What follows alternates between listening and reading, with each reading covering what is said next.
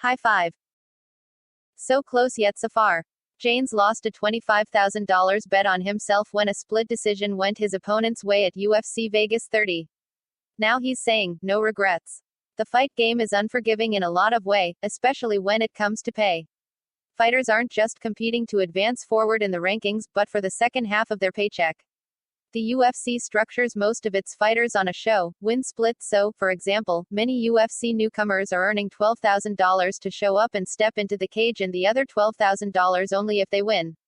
So in almost every fight, one fighter is leaving with half their paycheck. And in the case of Jaynes, he's walking away with nothing because he bet his entire show purse on himself winning at UFC Vegas 30. As soon as the betting line comes out between Jaynes and Rousey, I'm putting my entire fight contract on myself, and my coaches are doing that as well, Jaynes said leading up to the event. I'm betting close to $25K that I'm winning my fight because that's how much I believe in myself. This is all in for me, and if I lose this fight, I do not get paid and my coaches do not get paid either.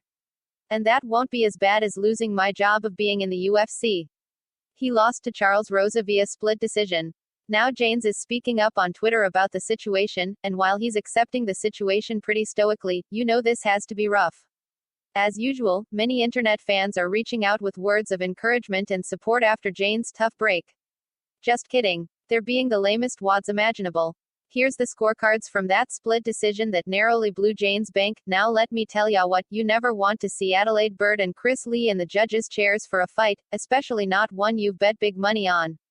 But in case you're wondering whether this split decision loss went the wrong way due to bad judging. In this case it's generally agreed that Rousey got the best of Jaynes in a close bout.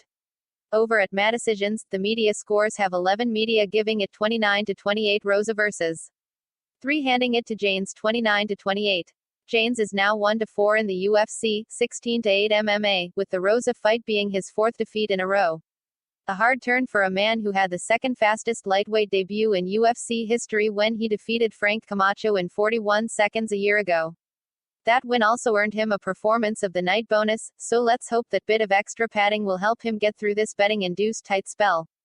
Punch the like button and kick the subscription bell.